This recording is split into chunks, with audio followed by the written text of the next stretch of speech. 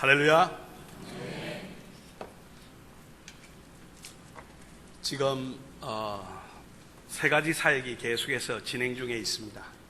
첫 번째 사역은 선교사 훈련센터로 사마을섬에 위치하고 있는데요. 현재 20여 명의 학생들이 수업 중에 있습니다. 4개국에서 온 학생들로 되어 있습니다. 한국, 베트남, 그다음 인도네시아, 필리핀 이렇게 4개국 학생들이 훈련을 받고 있고 10월 28일 이제 7개월 훈련을 받고 졸업하게 됩니다. 하나님께 영광을 돌립니다. 그리고 또 하나의 사역은 아시아 선교대학원입니다. 아시아 선교대학원에서는 이번에 석사과정 신입생들이 들어왔는데요. 감사한 것은 모슬렘으로 살다가 예수 그리스도를 말씀을 통해서 만나고 하나님을 더 알아야 되겠다고 와서 공부하는 학생들이 지금 2명이 들어왔습니다. 그래서 이 모슬렘권에서 온 이 학생들이 훈련을 잘 받고 모슬렘 사역으로 사역자로서 키워질 것을 바라볼 때요, 또 얼마나 감사한지 모릅니다. 또 하나의 사역은 세계 선교 중보기도 센터인데요. 여기에서는 지금 24시간 기도가 매일 되고 있습니다. 한 사람이 4시간씩 기도하면서 계속 바톤을 받아서 지금도 기도하고 있는데요. 지금 아이스 케이크를 만들어 가지고 팔면서 필요한 것은 자비량으로 이렇게 하고 있는 그런 상황입니다. 먼저 하나님께 영광을 돌리는 것은 이번 선교학교 훈련생들이 전도 여행을 통해서 4천여 명이 넘는 사람들을 그리스도께로 인도하게 되었다는 것입니다. 할렐루야. 선교의 새로운 역사를 매년 만들어가고 있습니다. 뿐만 아니라 사마을섬에 있는 선교훈련센터는 새벽 5시, 저녁 7시 매일 하루도 빠지지 않고 기도의 재단을 우리가 쌓고 있는데요. 쌓을 때면은 종을 칩니다. 이 종소리를 듣고 주위의 주민들도 일어나서 학교 갈 준비를 할 정도입니다. 하루는 종을 깜빡 잊고 안 치는 바람에 주위에 있는 학생이 일어나지를 못해가지고 학교를 늦은 적이 있을 정도로 우리 종소리가 아주 영향력 있는 종소리입니다. 옛날에 교회에 보면 종 쳤던 거 기억나시죠? 한국에서 종을 하나 어느 분이 가져오셔가지고 우리가 달았습니다. 우리 종소리를 치게 되면은 10분 이내에 와서 이제 우리가 기도가 시작되는데요. 아침 저녁으로 기도하다 보니까 주위에 있는 사람에게는 굉장히 고역일 수가 있습니다. 그런데 이 고역을 늘 느꼈던 청년 한 사람이 마이클이라는 청년이 바로 우리 선교훈련센터 바로 옆에 살고 있는 청년인데요. 이 청년이 마약에 빠져서 살고 있던 청년이었습니다.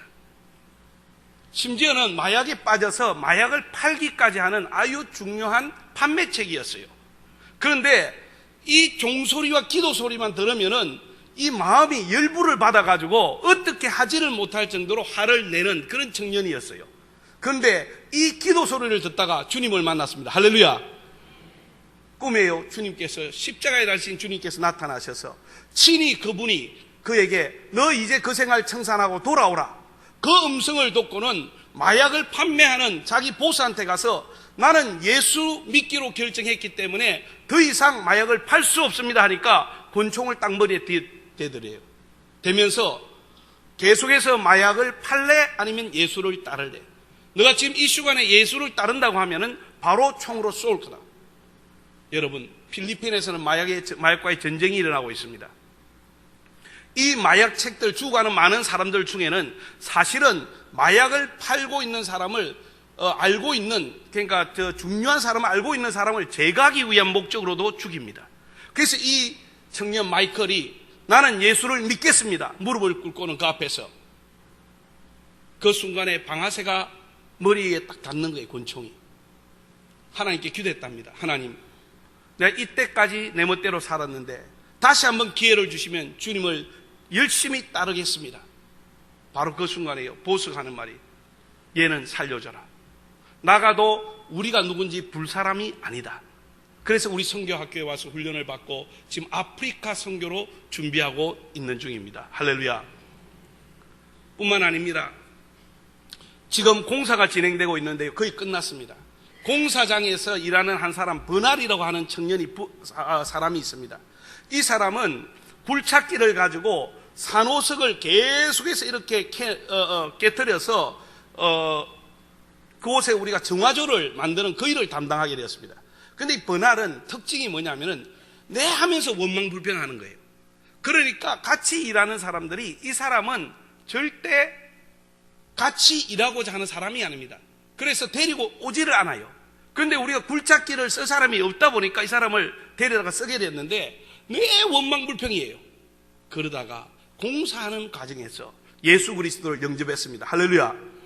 자기만 영접한 것이 아니라 너무 기뻐가지고 자기 집에 가가지고 가족들 다 부르고 자기 친척들 다 부르고 성경 공부가 시작되었습니다. 할렐루야. 바로 이 사역이요, 적게로는 우리 안에서 놀라운 변화들이 일어나서 금년에 선교사 2명을 인도네시아로 파송했습니다. 한 명은 라오스로 파송했습니다. 또 한 부부는 따오속이라고 하는 모슬람 부족들이 있는 필리핀 민다나오 북부의 아주 위험한 지역입니다. 잠보안가라고. 그곳으로 사역이 들어갔습니다. 선교훈련센터는 계속해서 선교사를 파송하고 있고요. 선교훈련센터는 존재함으로 그 옆에 주위를 그리스도의 사람들로 만드는 일을 해나가고 있습니다. 뿐만 아니라 누구든지 우리가 있는 곳에 오면은 예수 그리스도를 만나는 역사가 일어나고 있습니다. 여러분들이 기도하였기 때문인 줄 믿습니다. 짧게 그 선교 보고를 영상으로 보여드리겠습니다.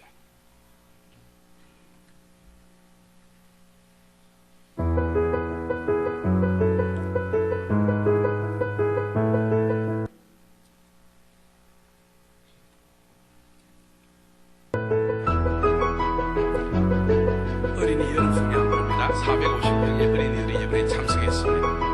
계엄령 속에서도 군과 경찰의 도움을 얻어가지고 저희들의 행사를 진행할 수가 있었습니다.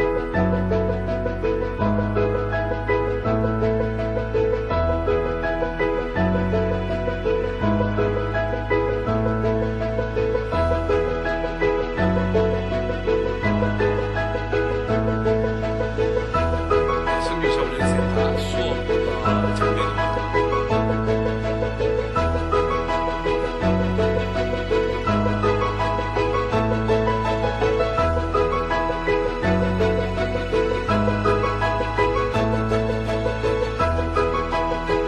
지나가서에서 4,268명의 영혼을 주님께로 인도하는 일이 있었습니다.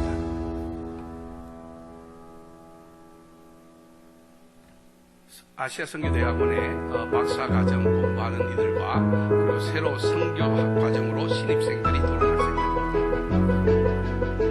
공교 수업 과정이고요. 여기는 우리 제가 선교사 공교의 수업 과정 중에 있습니다. 모슬렘 부인인데 남편이 모슬렘입니다.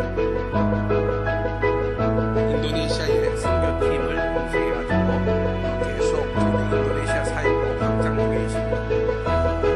이 장면은 인도네시아 지도자 세미나를 인도했습니다.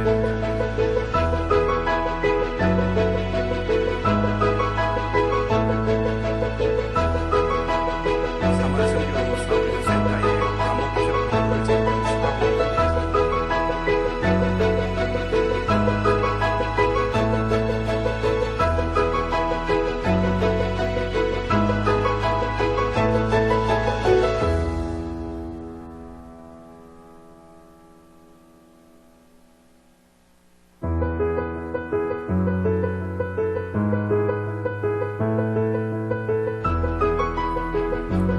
이번에 이 건물은 미국 스탠다드로 지으려고 하다 보니까 조금 일이 많았고 비용도 많이 들었습니다. 현재 저기까지 되었습니다.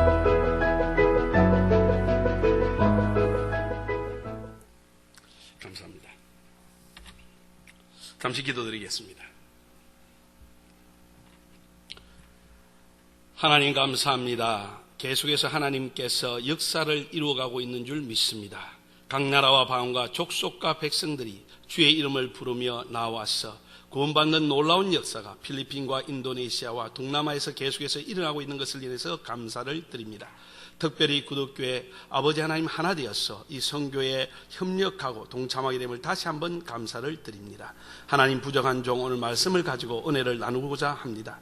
부족한 종의 입술에 하나님 말씀을 두셔서 오늘도 주님의 말씀만을 대언하는 그러한 시간이 되게 하시고 듣는 이들에게는 하나님의 음성으로 들리는 역사가 있게 하여 주시옵시고 한없는 은혜의 시간이 되게 도와주시옵소서. 예수님 이름으로 기도합니다. 아멘. 가장 아름다운 이름 예수라고 하는 제목으로 은혜를 나누고자 합니다. 4절 말씀에 보면, 오늘 본문 4절 말씀에 보면은 그가 천사보다 훨씬 뛰어남은 그들보다 더욱 아름다운 이름을 기업으로 얻으심이니, 여기에서 더욱 아름다운 이름이라고 적고 있습니다. 제가 미국 캘리포니아에 위치한 캘리포니아의 얼바인이라고 하는 도시가 있습니다. 여기에 장로교회 목사님이 마크 로버츠라고 하는 목사님이 계시는데, 이분이 시의회에 초청을 받아가지고 한 번은 기도를 하게 되었습니다. 대표 기도를 하는데 이분은 맨 마지막에 마칠 때 예수님의 이름으로 기도합니다를 안 하는 사람입니다.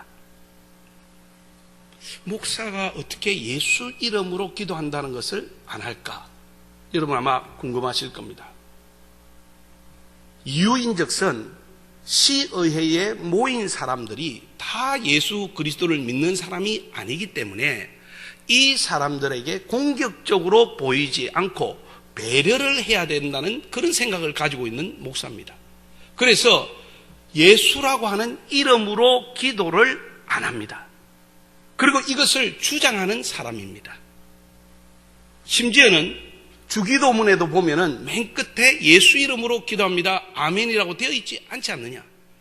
그처럼 예수 이름으로 기도를 안 해도 하나님께서 다 들으시고 응답하신다고 주장하는 사람이 이 사람입니다. 제가 미국에서 목회할 때요, 부목으로 있었던 분이 미국 중령 출신입니다. 맨 처음에 저와 사역을 할 때에 기도를 하는데 이렇게 기도를 마치는 겁니다. In heavenly name, 아멘. 하늘의 이름으로, 하늘이 주신 이름으로 기도합니다. 아멘. 그래서 이게 무슨 말인가?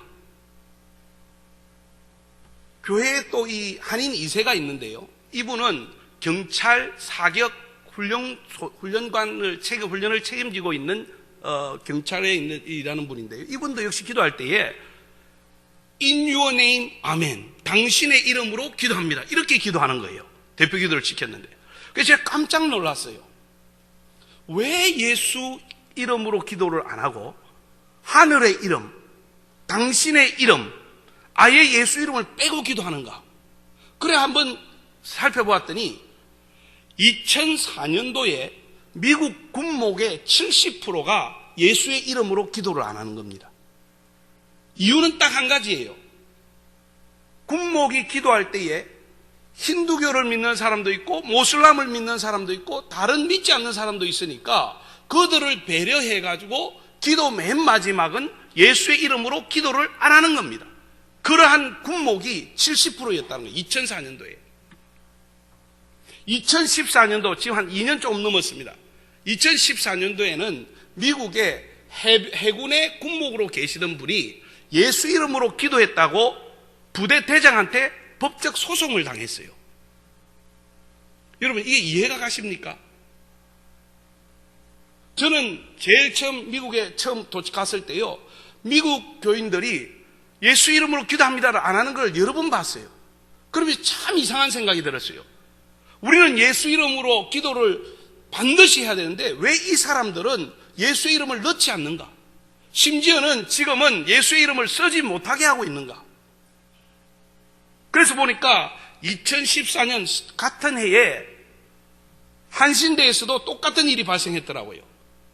한신대 학생이 채플 시간에 대표 기도를 하는데 맨 마지막에 마칠 때 지금도 고통받는 민중의 이름으로 기도합니다. 아멘. 이런 학교가 발칵 뒤집어졌어요. 이 학생이 주장하는 것은 예수의 이름이 주술적이다. 왜 예수의 이름으로만 기도해야 되느냐? 현재 고통받는 민중이 바로 예수 그리스도의 모습 아니냐? 그래서 예수의 이름으로 기도해야 했다고 그래요. 예수 이름으로 기도하지 않고 민중의 이름으로 기도했다고 그래요. 그 기장교회의 한 어떤 목사님은 그걸 오히려 잘했다고 그래요. 참 칭찬을 하고 있어요. 이것이 다만 미국의 문제만이 아니라 한국에도 이제 문제가 되고 있다는 겁니다. 왜 이렇게 예수의 이름으로 기도하는 것을 가로막고 예수의 이름으로 기도하는 것을 왜 해야만 하는가? 오늘 본문 말씀에서요, 가장 아름다운 이름, 더욱 아름다운 이름이 바로 예수라는 이름입니다. 왜 이름이 이렇게 중요하냐? 모세가요, 호렙산에서 처음으로 하나님을 만났을 때의 일입니다. 출애굽기 3장 6절에 이렇게 기록하고 있죠. 또 이르시되 나는 내 조상의 하나님이니 아브라함의 하나님, 이삭의 하나님, 야곱의 하나님이라. 하나님께서 자기 자신을 호렙산에서 모세에게 나타내실 때요, 자기를 소개를 이렇게 했습니다.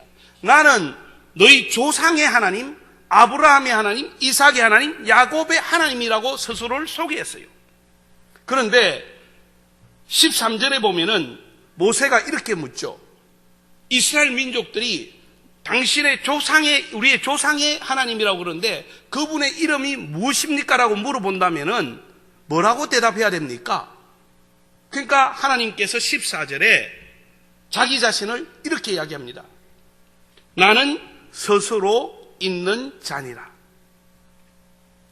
여러분, 이 말씀 잘 아시죠? 나는 스스로 있는 자니라. 이게 무슨 말입니까? 영어로는 I am이라고 되어 있어요. 나는 스스로 있다. 이 말은 하나님은 영원하신 분이라는 거예요. 왜 하나님은 영원하신 분이냐? 하나님은요, 천지를 창조하셨을 뿐만 아니라 시간을 창조하셨습니다. 첫째 날 하나님께서 천지를 창조하실 때 빛이 있으라고 성경은 기록하고 있습니다. 그래서 우리는 하나님께서 첫째 날 빛을 창조하셨다라고만 우리가 많이 알고 있어요. 근데 사실은 하나님께서 첫째 날 빛이 있으라고 하면서 낮을 뭐라고 했습니까? 빛을 낮이라 하고 어둠을 밤이라고 부르면서 첫째 날이라고 기록하고 있어요. 결국은 낮과 밤을 만드신 겁니다. 시간이 생긴 거예요. 하나님께서 제일 먼저 하신 것은 빛이 있으라고 하면서 시간을 창조하신 거예요. 그렇다면 하나님은 시간에 구애되는 분이 아니라는 거예요. 하나님은 시간 속에 있는 분이 아니라 시간의 뒤에 계신다는 분이에요. 시간이라는 것은 뭡니까? 과거, 현재, 미래예요. 우리는 시간대에 살고 있기 때문에 과거가 있고 현재가 있고 미래가 있습니다. 그러나 하나님은 시간에 속한 분이 아니기 때문에 여기서 보자면은 하나님은 과거도 보이고 현재도 보이고 미래도 보이는 거예요. 왜? 그분은 시간을 만드신 분이기 때문에. 그래서 그분은 I am, 나는 항상 있는 거예요. 이것이 바로 I am, 나는 스스로 있는 자다. 그것을 우리는 영원하신 분이라고 이야기를 하는 거예요. 왜 영원할 수밖에 없냐? 시간 밖에 계시는 분이니까. 우리가 이 땅에서 인생을 마치게 되면은 하나님 나라에 가게 되면 그 나라는 시간이 없어요. 그렇기 때문에 영원한 생명이 있는 겁니다. 하나님께서 이름이 뭡니까 물으니까 I am, 스스로 있는 자라고 이야기하신 거예요. 이것을 모세가 기록을 했어요. 그런데 기록을 했는데 그 당시에는 자음의 히브리어가 자음밖에 없었어요. 기록할 때 모음을 쓰지를 않았어요. 그래서 영상에 보면은 이렇게 모세가 기록을 해놓은 겁니다. 히브리어로. 그리고는 이스라엘 민족들에게 하나님의 이름이 어떻게 발성이 되어야 되는가에 대해서 전혀 알려주지를 않았어요. 또 이스라엘 민족들이 모세에게 당신이 만난 하나님의 이름은 무엇이냐고 물어본 사람도 없었어요.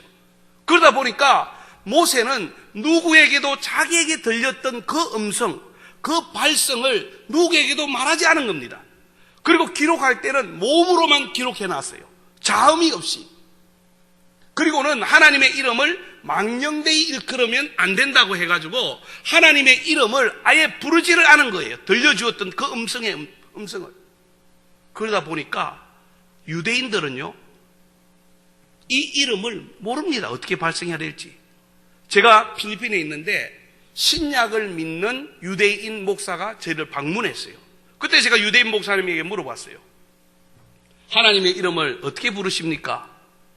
여호와라 부릅니까? 야훼라고 부릅니까? 이 사람이 우리는 그거 모른다는 거예요. 왜? 모세는 들었는데 그것을 전해주지 않았고 적을 때에도 정확한 발성을 적어 놓지 않았고 지금까지 그 조상 누구도 거기에 대해서 관심을 가진 사람이 없는 거예요. 유대인들도 몰라요. 어떻게 하나님의 이름을 불러야 되는지. 제가 한국교회 다닐 때에 여호와여 하고 기도를 하니까 어떤 분이 하나님의 이름을 함부로 그래 부르는 게 아니다. 주여라고 불러야지. 그래서 그때부터는 주여라고 불렀어요. 주님, 이렇게 함부로 부르는 게 아니구나. 근데 또 어떤 분이 중보 기도를 가르치시는 분이 저에게 기도할 때, 중보 기도할 때는 만군의 여호와여 하면서 기도를 해래요. 그래야지 힘이 난다는 거예요. 그래서 그것도 맞는 말 같다. 그래서 만군의 여호와여, 전쟁에 능하신 여호와여 하면서 이름을 부르면서 기도했어요. 근데 그때 조영기 목사님이 무슨 말을 했습니까? 여호와가 틀린 반어입니다. 야훼라고 해야 된다. 그러면서 설교할 때 야훼, 야훼, 야훼 이렇게 하는 거예요. 순복음교회는 성경도 야훼로 적혀 있어요. 얼마나 그래서 혼란이 되든지 도대체 유대인들은 하나님의 이름을 모른다 그러고 여기서는 여호와라고 함부로 부르면 안 된다고 그러고 어떤 분들은 불러야 된다 그러고 어떤 분은 부를 때 여호와로 부르면 안 되고 야훼라 불러야 된다 그러고 도대체 뭐가 맞는 거예요? 그래 한번 조사를 해봤어요. 조사를 해보니까 이 여호와라고 하는 이름이 처음으로 문서상에 기록된 것은 1270년도에 스페인의 신부 레이몬드 신부에 의해서 문서에 여호와라 적은 게 처음으로 적힌 거예요. 그러면은 1270년도 이전에 모든 기독교인들은 그 이름을 기록하지 않았다는 거예요. 쓰지 않았다는 거예요. 근데 왜 우리 성경에 여호와라고 되어 있는가? 보니까 16세기에 독일 신학자가 가톨릭의 교황에게 라틴어로 성경을 번역하면서 몸만으로 적혀있던 그 이름 또는 우리가 아도나이라고 불러요. 아도나이. 그 이름을 여호와로 처음으로 성경에 집어넣은 사람이 16세기 독일의 캐톨릭 신학자였어요. 그것을 종교개혁을 하면서 우리가 그냥 그대로 가져온 거예요. 그 번역된 성경을. 그래서 그때부터 우리가 여호와라고 하는 단어를 쓴 겁니다. 궁금하지 않아요? 왜 그러면은 그 이름이 1200여년간 왜 기록이 되지 않았을까? 왜 1500여년간 성경에는 그 단어를 집어넣지 않았을까? 그게 별로 중요하지 않은 건가? 왜 그렇게 했을까? 그 답을 오늘 여러분들이 여기에서 오늘 말씀에서 발견하시기를 바랍니다. 성경 말씀에 보면은 이스라엘 성경에는 여호와라 쓰지 않고 아도나이라고 하는 단어를 썼었어요. 아도나이는 우리말로 번역하면은 주라고 하는 단어예요. 주라고 하는 단어는 주인이라고 하는 말로 쓰인 것이 아닙니다. 우리가 주여 할 때 당신은 주인이시고 우리는 종입니다. 이런 마음으로 주여 부르는 사람들 있어요. 물론 그렇게도 부를 수 있겠죠.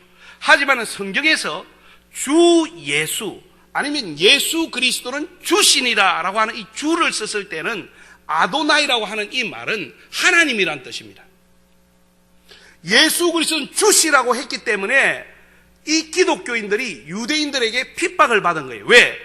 예수를 하나님이라고 부르니까. 그 주라고 하는 단어는 하나님이란 뜻이에요. 주 예수, 다른 말로 하면은 하나님 예수인 거예요.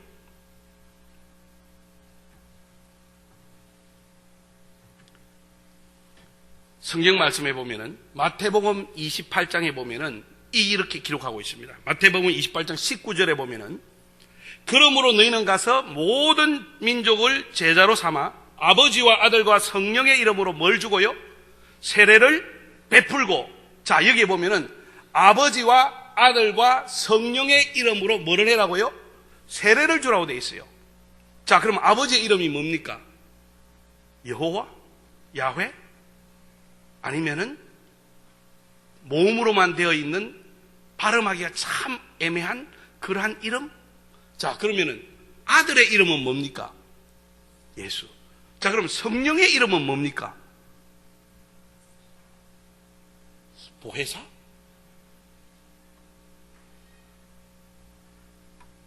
예수님께서 제자들에게 말했어요. 아버지와 아들과 성령의 이름으로 세례를 주라고 이야기했어요. 이 말씀을 받고 이해를 하고 그 말씀을 그대로 적용한 것이 바로 사도행전입니다. 어떻게 초대교회가 예수님의 가르침을 적용했는가? 그것이 바로 사도행전에 나와요. 사도행전에 보면은 이렇게 기록하고 있습니다. 사도행전 2장 38절에 베드로가 이렇게 말합니다. 베드로가 이르되 너희가 회개하여 각각 예수 그리스도의 이름으로 뭐를 받고요? 예수님은 아버지와 아들과 성령의 이름으로 세례를 주라고 그랬는데 베드로는 사도행전에서 예수의 이름으로 세례를 받으라는 거예요. 뿐만 아닙니다. 사도행전 10장 48절의 말씀에 보면은 고넬료 가정에서 예수 그리스도의 이름으로 베드로가 세례를 베풉니다. 아버지와 아들과 성령의 이름으로 세례를 베푼 것이 아니라 예수 이름으로 세례를 베풀었어요. 예수 이름으로 세례를 받으라고 그러고 예수 이름으로 세례를 베풀었어요. 사도행전 19장 5절에 보면은 바울이 에베소 사역을 하면서 이렇게 기록하고 있습니다. 그들이 듣고 주 예수의 이름으로 세례를 받으니. 아버지와 아들과 성령의 이름. 이름들이 아닙니다. 이름. 그 이름이 바로 예수인 것입니다. 구약에는요, 하나님의 이름이 모호하게 되어 있어요. 그림자같이 정확히 여호와라 불러야 되는지 야훼라 불러야 되는지 지금도 이것 가지고 논쟁해요. 아직까지 이것이 동의가 안 된 부분이에요. 그만큼 아직까지 모호성을 가지고 있다는 거예요. 그런데 하나님의 이름이 신약에 와서 분명히 드러난 것이 있습니다. 그 이름이 뭐냐? 바로 예수라는 이름이에요. 말씀이 육신이 되어서 우리 가운데 거하시는데 그 거하시는 분의 이름이 주어졌어요. 뭐라고 주어졌느냐? 예수라고 이름이 주어졌어요.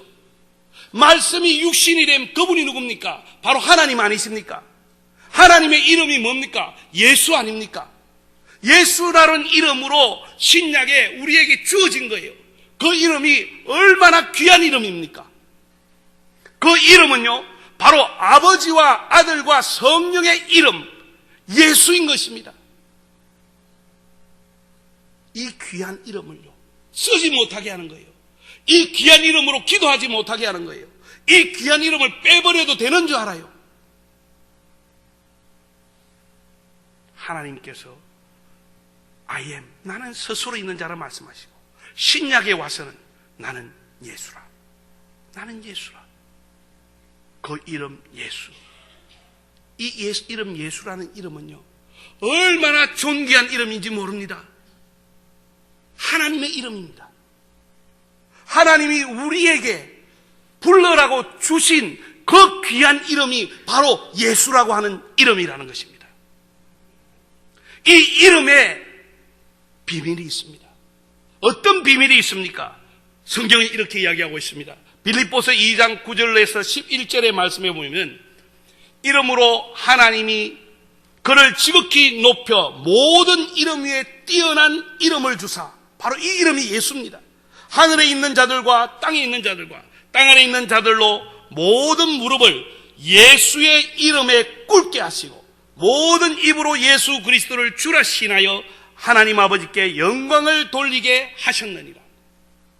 이 이름 예수, 이 이름에 모든 것이 만물이 무릎을 꿇습니다. 순종합니다. 순복합니다. 이 이름으로 모든 만물이 신합니다. 고백합니다. 이 이름은요, 모든 이름 위에 뛰어난 이름인 것입니다. 그 이름이 바로 예수인 것입니다. 다시 말하자면 예수 그리스도의 이름에는 권세가 있습니다. 할렐루야. 그 이름에 권세가 있다는 거예요. 그 권세 앞에서는 모든 것이 무릎을 꿇게 되어 있어요. 모든 입이 예수를 신하게 되어 있다는 것입니다. 이 예수의 이름에는 능력이 있습니다. 사도행전 4장 30절의 말씀에 보면은 손을 내밀어 병을 낫게 하옵시고 표적과 기사가 거룩한 종 예수의 이름으로 이루어지게 하옵소서. 예수의 이름에는 능력이 있습니다. 치유함이 있습니다. 예수의 이름에는 기적이 있습니다. 예수의 이름에는 이적이 있습니다. 예수의 이름에는 표적이 있습니다. 그냥 부르는 이름이 아닌 거예요. 이 이름은 능력 있는 이름인 것입니다. 이 이름으로 구원을 받습니다. 사도행전 4장 12절의 말씀에 보면은 다른 이름으로서는 구원을 받을 수 없나니, 부처의 이름으로도 안 됩니다. 공자의 이름으로도 안 됩니다. 모하멧의 이름으로도 안 됩니다. 천하 사람 중에 구원받을 다른 이름을 우리에게 주신 일이 없습니다. 우리에게 구원받을 이름을 주셨는데 그 이름은 바로 예수 그리스도인 것입니다. 예수의 이름을 부르는 자마다 구원을 얻는다고 성경은 기록하고 있습니다. 구원의 놀라운 역사가 이 이름에 있다는 겁니다. 예수의 이름에는 임재가 있습니다. 마태복음 18장 20절에 보면은 두세 사람이 내 이름으로 모인 곳에는 나도 그들 중에 있느니라. 내 이름, 예수의 이름으로 모인 곳에는 바로 그분의 임재가 있다는, 함께한다는 약속이 있는 거예요. 그분의 이름, 예수의 이름에 하나님의 임재가 있습니다. 할렐루야. 예수의 이름에 성령이 임하십니다. 요한복음 14장 26절의 말씀에 보면은 보혜사 곧 아버지께서 내 이름으로, 누구의 이름으로요? 내 이름으로 보내실 성령, 그가 너희에게 모든 것을 가르치고 내가 너희에게 말한 모든 것을 생각나게 하시리라. 예수의 이름에 성령이 임하십니다. 예수의 이름으로 성령께서 오십니다.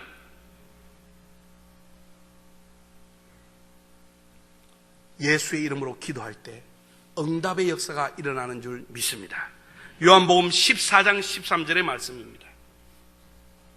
그러므로 너희가 내 이름으로 무엇을 구하든지 내가 행하리니 이는 아버지로 하여금 아들로 말미암아 영광을 받으시게 하려 함이라. 내 이름으로 무엇이든지 구하면 내가 행하겠다는 거예요. 왜 우리가 예수의 이름으로 기도를 해야 됩니까? 바로 이 말씀입니다. 예수의 이름으로 기도할 때에 바로 그분께서 역사하십니다. 그런데 이 시대는요, 예수의 이름을 두려워합니다. 어둠의 세력들은 예수의 이름이 불려지는 것을 두려워해요. 예수의 이름에는 권세가 있고, 예수의 이름에는 능력이 있고, 예수의 이름에는 구원이 있고, 예수의 이름에는 그분의 임재가 있고, 예수의 이름에는 성령의 역사가 있고, 예수의 이름에는 기도가 응답되어지는 역사가 있는 이 귀한 이름, 이 이름을 못 쓰게 하는 거예요. 마치 쓰지 않아도 되는 것처럼 속이는 겁니다. 많은 사람들이 속임을 당했어요. 앞으로 이 예수의 이름을 쓰지 못하게 하는 날이 올지 모릅니다. 엄청난 핍박의 때에 예수의 이름을 부르지 못하게 하는 때가 올지 모릅니다. 그러나 중요한 사실은요, 이 주어진 하나님 스스로가 우리에게 밝히 보여주셨는데 그분의 이름은 누구냐? 바로 예수라고 하는 분명한 이름입니다. 세계 어디에 가도 이 이름을 가지고 모하다는 사람이 없어요. 그것은 무엇입니까? 분명하게 주어진 하나님의 이름, 그 이름은 바로 예수라고 하는 이름입니다. What a beautiful name it is, the name of Jesus. 그런 노래가 있어요. 얼마나 아름다운 이름입니까? 예수라고 하는 그 이름. 우리는요, 신앙생활을 하면서 예수님 이름으로 기도합니다. 예수의 이름을 부르면서도 그 이름이 얼마나 아름다운 이름인지, 얼마나 존귀한 이름인지, 얼마나 놀라운 이름인지, 그 이름이 바로 하나님의 이름이라고 하는, 그냥 인간이 되신 그분의 이름일 뿐만 아니라 지금도 하나님 보좌 우편에 가 계시는데 그분의 이름은 여전히 예수, 바로 그 이름인 것입니다. 사랑하는 성도 여러분, 예수의 이름, 꼭 붙드시기 바랍니다. 예수의 이름으로 우리는 나가야 될 줄 믿습니다. 귀하신 예수의 이름을 우리가 다시 한번 생각하면서 우리가 찬양할 때마다 그 귀한 이름, 그 아름다운 이름, 그 존귀한 이름, 그 놀라운 이런 권세가 있는 이름, 그 이름을 우리가 부를 때요, 하나님의 놀라운 역사가 우리 주위에 일어나는 줄 믿습니다. 우리가 그 예수의 이름을 선교센터에서 아침 저녁으로 부를 때에 주위에 마약을 하던 사람들도 예수 그리스도를 만나는 역사가 일어납니다. 우리가 예수 그리스도의 이름을 전할 때마다 영혼들이 주님께 돌아오는 역사들이 일어납니다. 그 이름은 놀라운 이름인 것입니다. 여러분은 그 예수의 이름을 얼마나 귀하게 생각하십니까? 다시 한번 아름다운 이름, 존귀한 이름, 예수의 이름을 가지고 승리하는 여러분과 제가 되시기를 예수님의 이름으로 축원합니다. 저는 오늘 이 집회 후에요, 이제 9일부터 싱가포르에서 선교 컨퍼런스 또 인도하러 갑니다. 인도하고 14일부터 한 달 동안 인도네시아의 술라웨시라고 하는 섬이 있습니다. 그곳을 시작해가지고 매일마다 집회를 합니다. 매일마다 예수의 이름을 부르는 집회를 할 겁니다. 그리고는 11월 달에는요, 칼리만탄이라고 하는 보르네오와 코타키나발루가 있는 말레이시아 그리고 인도네시아, 이 세 개가 한 섬으로 있는데 그 칼리만탄이라고 하는 지역에 가서 또 매일 집회를 하게 됩니다. 이미 집회 일정이 쫙 잡혔어요. 저는 예수의 이름으로 나아갑니다. 예수의 이름을 선포할 겁니다. 예수의 이름에는 권세가 있기 때문입니다. 능력이 있기 때문입니다. 구원이 있기 때문입니다. 임재가 있기 때문입니다. 역사가 있기 때문입니다. 응답의 역사이기 때문입니다.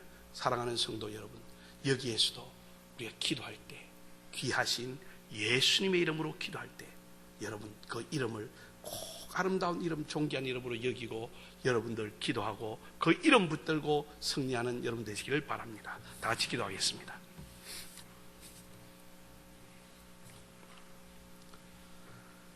하나님 아버지, 구약은 신약의 그림자와 같습니다. 구약에서는 하나님의 이름이 비밀로 붙여져 있었습니다. 오랜 시간 동안 그 이름을 어떻게 부르는 것이 정확히 부르는 것인지 모르고 여전히 우리는 모성 가운데 있었습니다. 그러나 하나님이 인간이 되셔서 우리에게 오셨을 때에 가장 아름다운 이름, 모든 이름들 가운데서도 뛰어난 이름, 그 이름으로 구원받을 수 있는 예수라고 하는 귀한 이름을 우리에게 가르쳐 주셨습니다. 아버지 하나님, 그 이름이 얼마나 귀한 이름입니까? 그런데도 불구하고 그 이름으로 기도하지 못하고 그 이름으로 선포하지 못하는 그러한 모습들이 되어가고 있습니다. 하나님, 다시 한번 저희들 안에 가장 아름다운 이름 예수, 그 이름을 다시 한번 성령으로 기억나게 하셔서 그 이름을 우리가 영화롭게 하며 찬양하며 높여드리는 귀한 은혜가 저희들 안에 있게 하시고 승리하는 역사가 있게 도와 주시옵소서. 감사합니다. 예수 그리스도 이름으로 기도합니다. 아멘.